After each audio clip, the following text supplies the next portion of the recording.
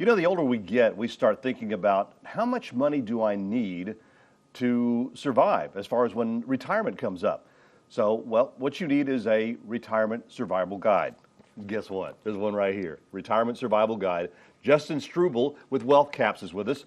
He is a fixer, not a broker. That's right. Good to see you. How are you? Good to see you again. And I mean, that's true. People start thinking about retirement, and sometimes at an earlier age now because of cost of living's gone up.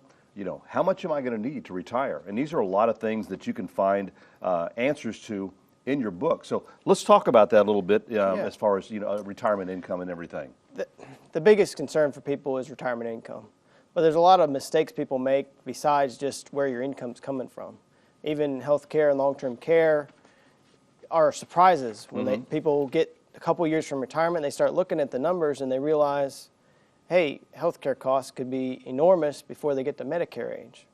Now, because I'm like 6.5 years away from the retirement age. Of course, I plan on working past that point. I feel like, I'm good enough, healthy enough to do that.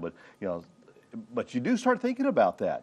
I'm not that far away from it. I'm not a young thing anymore. So what am I going to need to survive, to live on?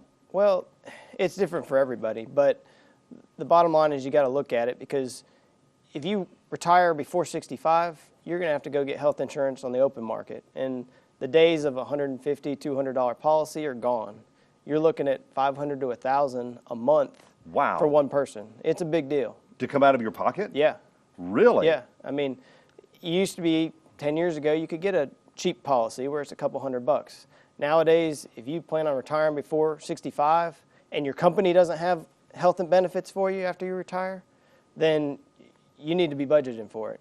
Well, what about Medicare? I mean, can't we depend on that? Once you're 65, Medicare does kick in. Yeah. But it's a couple $100 usually, but it only covers on average 63% of medical costs. I mean, you got deductibles, your insurance, your co-pays, and stuff it doesn't even cover at all. And Medicare doesn't cover any long-term care after 100 days in the hospital. So you've got to be budgeting for that kind of thing. Realistically, in retirement, they did a study, and a 65-year-old couple should spend, on average, $250,000 on medical costs in retirement. That's a big number. That's just medical costs. And that excludes long-term care.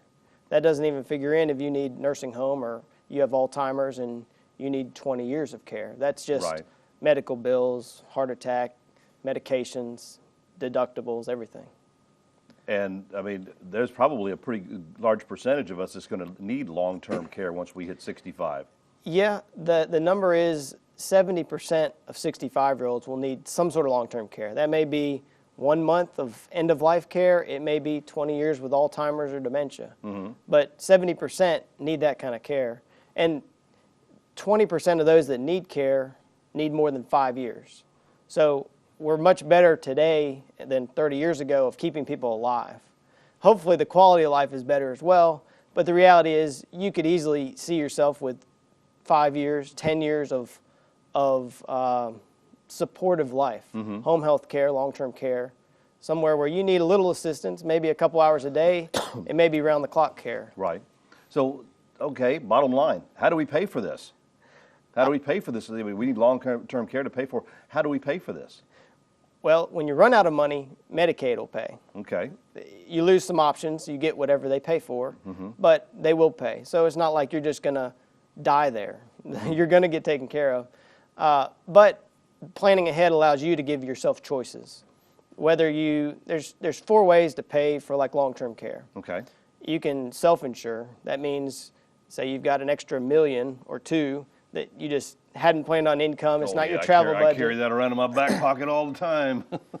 But that's the magnitude that you need just in case. I mean, the average long-term care facility is 80 plus a year, 80,000 a year. Right. It'll wipe through $400,000 in 5 years. Wow. It'll wipe you out. So realistically, if you got a large chunk you can set aside and say that's my insurance policy, great. If you don't, there's traditional long-term care policies, which is monthly pay. You pay each month and you've got a benefit if you need it.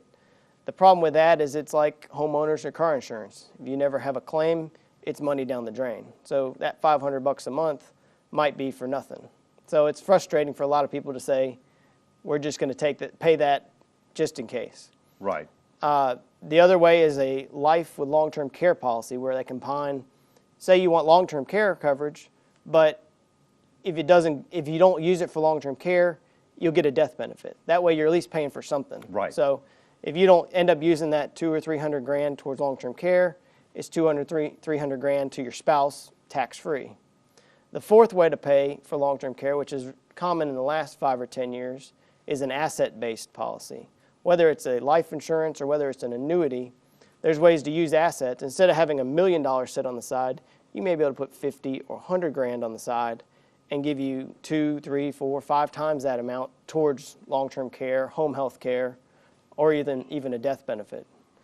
Now, how to understand, what can people do as far as incorporating one of these plans into their, into their life, into their retirement? You've got to take a big picture approach. I mean, it's easy enough to say, hey, here's the greatest thing since sliced bread. Mm-hmm. Everyone should do this. But the bottom line is you need that big picture approach to say, okay, we got income, we got health issues, we've got long-term care, we've got all these variables going on. You need that financial plan, that retirement plan, which is much bigger than just managing your investments. That's just a little piece of a financial plan. Now, you've got this book here, Retirement Vault. That's right. Tell us about tell us about this real quick. Protect your investment and provide predictable lifetime income. Yeah. My job, I consider myself a conservative financial planner. So I wrote this book to outline conservative ways that people can plan for their retirement where you're not risking it all.